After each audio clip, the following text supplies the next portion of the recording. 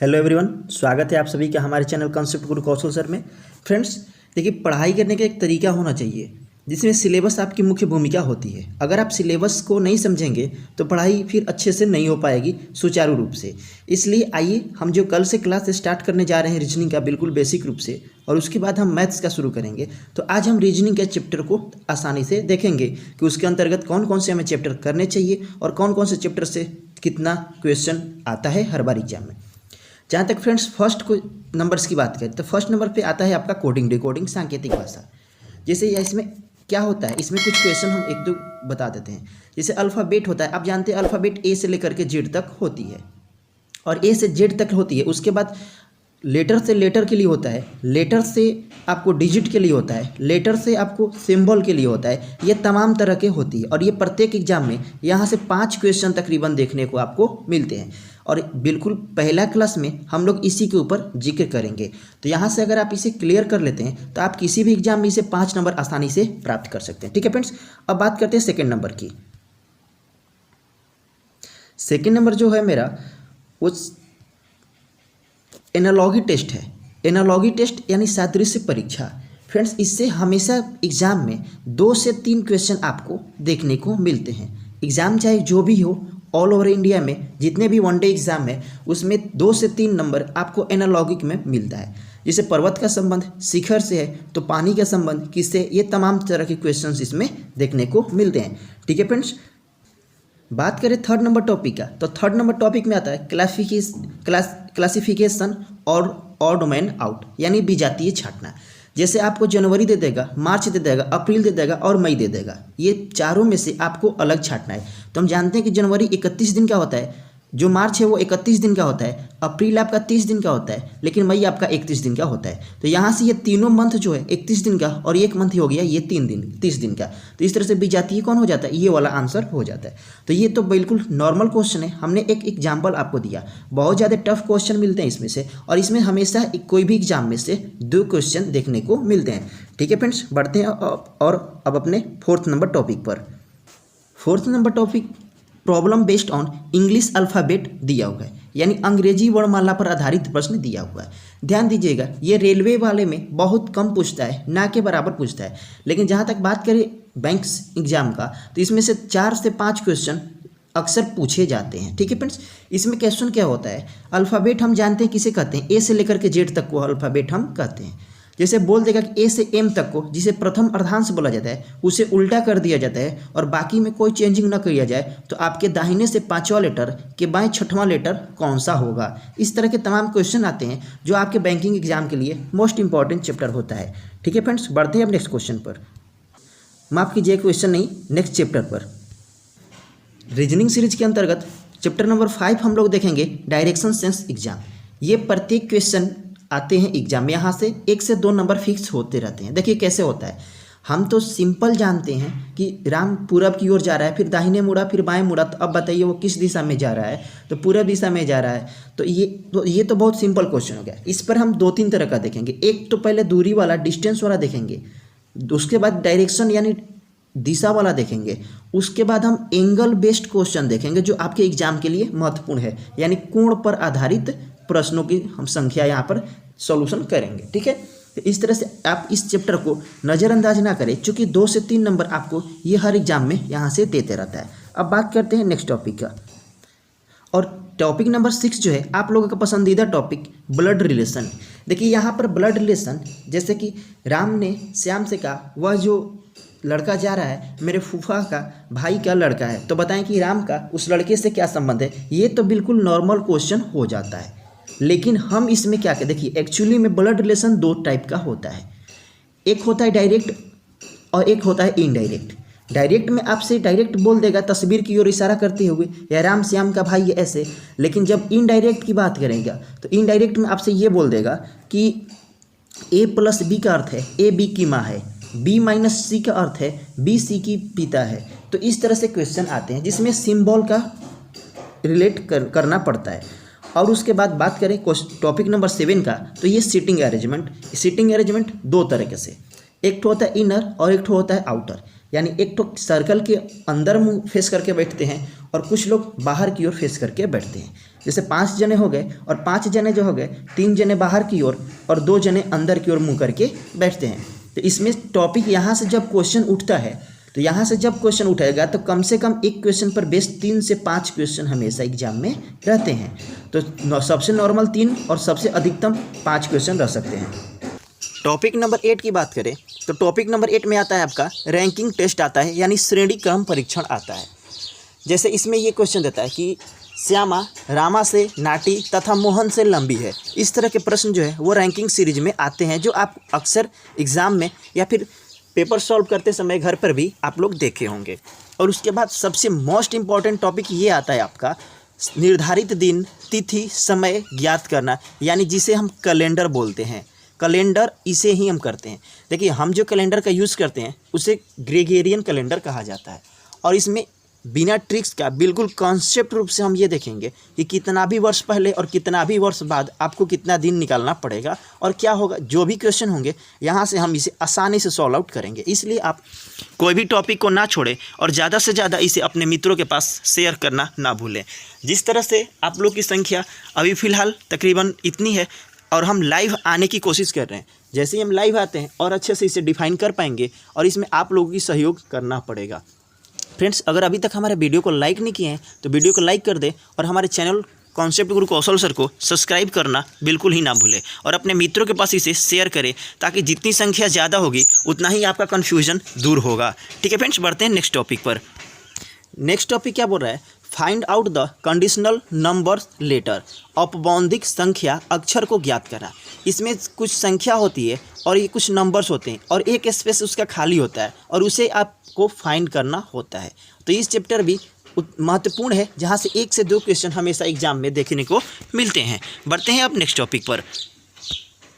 जहाँ तक बात करें हम टॉपिक नंबर 11 का, तो 11 में आता है मैथमेटिकल ऑपरेशन, यानी गणितीय संक्रियाएं। इसमें क्या होता है कि प्लस को गुणा से इंटरचेंज कर देता है और माइनस को डिवाइड से इंटरचेंज कर देता है और इस तरह से चेंजिंग करते रहता है। आगे बढ़ करके ये पूछ देता है कि निम्नलिखित समीकरण का वैल्यू क्या होगा।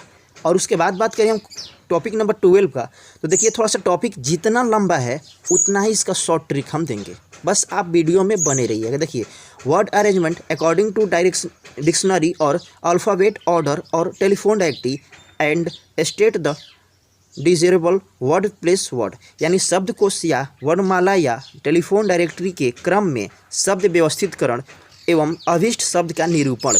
इसका सारा निष्कर्ष ये निकलता है कि आपको टेलीफोन डायरेक्टरी करना है। और टेलीफोन डायरेक्टरी का क्वेश्चंस कैसा होता है? जैसे आप नंबर सेव करते हैं, आप अपने फ़ोन में नंबर सेव करते हैं, अमन से, अजीत से, अनीता से, अंजलि से और अनुष्का से। ये 5 नंबर आपने सेव किया, लेकिन ये तो कन्फर्म है कि ए वाला 5 है, तो कौन ऊपर रहेगा, कौन उसके नीचे आएगा, कौन उस 3rd नंबर पे और कौन 4th नंबर पे और कौन 5th नंबर पे आएगा।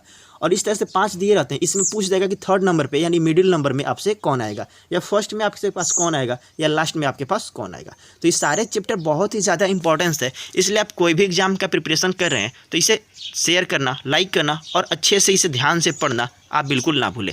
ठीक है फ्रेंड्स, बढ़ते हैं नेक्स्ट टॉपिक पर। और टॉपिक नंबर 13 आप लोगों का मनचाहा है सीरीज टेस्ट, जिसे हर कोई बनाना चाहता है श्रृंखला परीक्षा, और इसे बहुत सारे लोग बनाते भी हैं, लेकिन कुछ लोगों को प्रॉब्लम्स होती है। तो हम इसे चाहेंगे कि ऐसे डील करें ताकि आप लोगों को भविष्य में कभी दिक्कत ना हो। फ्रेंड्स, अगर जितने भी मैंने यहाँ से चैप्टर बता रहे हैं वहाँ से आप सारे चैप्टर को क्लियर कर देते हैं, आने वाले 2 से 3 वर्षों में आपको रीजनिंग फिर पढ़ने की कहीं पर ज़रूरत नहीं होगी। और हाँ, ये बिल्कुल फ्री ऑफ कॉस्ट है। ठीक है फ्रेंड्स, आगे बढ़ते हैं। टॉपिक नंबर 14 की बात करते हैं। तो डायग्रामेटिक इंटरप्रिपरेशन इंसुलेशन ये बोला है, आरेखीय व्याख्या, आरेखीय निरूपण।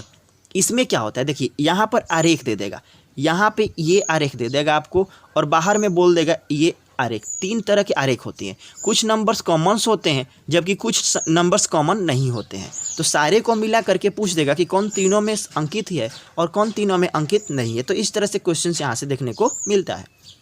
अब बात करें टॉपिक नंबर 15 का, तो इसमें पजल यानी पहेली का निष्कर्ष निकालना।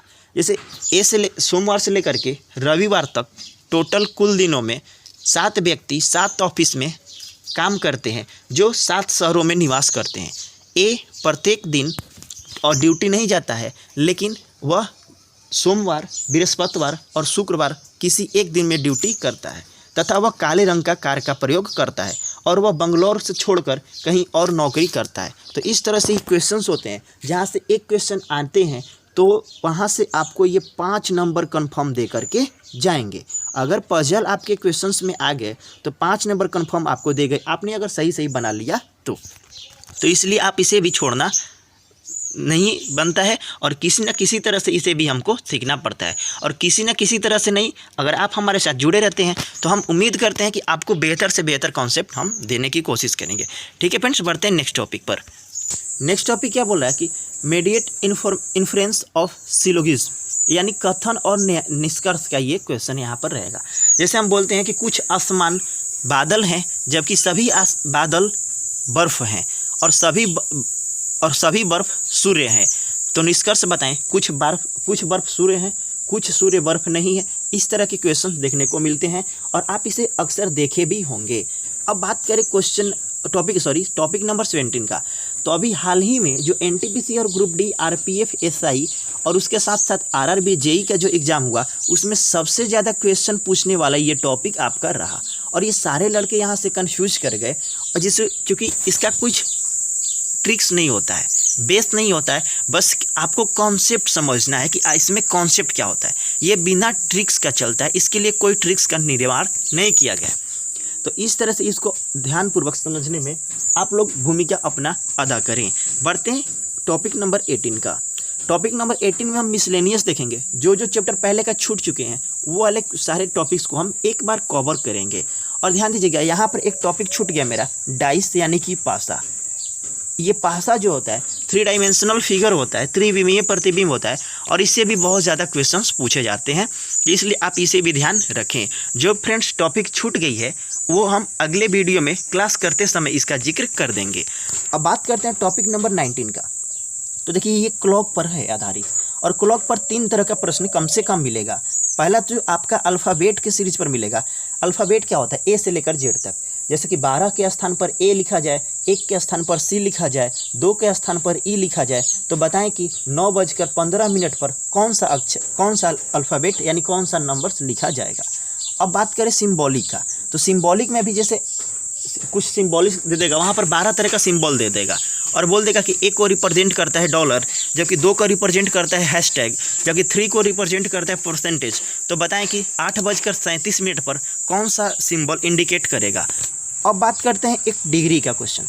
घड़ी में आपके 8:55 हो रहे हैं, तो बताएं कि घंटे और मिनट के सुई के बीच का कोण कितना डिग्री बनेगा। और इसमें 2 टाइप अभी और आते हैं। एक आता है समतल दर्पण पर आधारित प्रश्न, जैसे घड़ी में 5:55 या 5:09 हो रहे हैं, तो बताएं कि उसे वाटर में देखने पर या प्रतिबिंब में देखने पर क्या होगा। और इसी तरह का एक क्वेश्चन और आता है जो वाटर से रिलेटेड करता है। बढ़ते हैं नेक्स्ट टॉपिक पर। और टॉपिक नंबर जो 20 है, टॉपिक नंबर 20 जो लुप्त पदों को ज्ञात करना है, ये तो आप लोग अच्छे से परिचित होंगे। और फ्रेंड्स ये जो टोटल 20 टॉपिक मैंने समझाए हैं, ये सारे टॉपिक को हम अच्छे से डील करेंगे।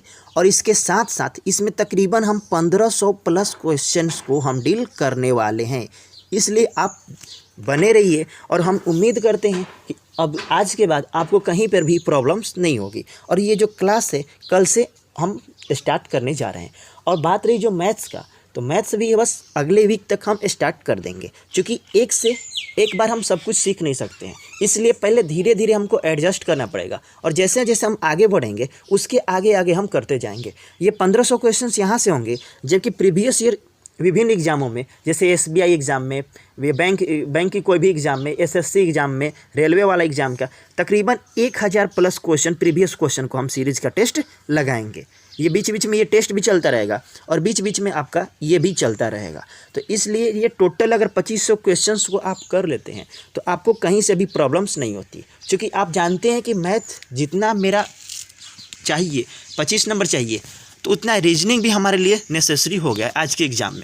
और लोग बोलते हैं कि रीजनिंग हम बना लेते हैं। देखिए 25 रीजनिंग में अगर 8 या 10 रीजनिंग आप बना लेते हैं तो कोई बहुत बड़ा महारत हासिल नहीं करते हैं।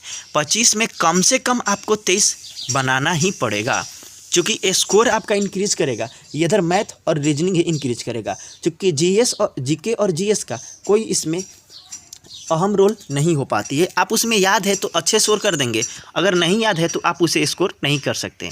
इसलिए मैथ और रीजनिंग दोनों पर इक्वल फोकस करें और ये बात बिल्कुल ना सोचें कि हम तो इसे बना लेते हैं। आपका परेशानी का सबब यहीं से निर्माण होता है और हम नहीं चाहते हैं कि आप किसी तरह से परेशान हो। तो आई होप कि आपको ये वीडियो अच्छी लगी होगी। अगर फ्रेंड्स अच्छी लगी होगी तो आप अपने मित्रों के पास इसे शेयर करें और हमारे वीडियो को लाइक करें। और अगर अभी तक हमारे चैनल को सब्सक्राइब नहीं किए हैं तो प्लीज़ सब्सक्राइब कर दें और साथ में बेल आइकन को प्रेस कर दें।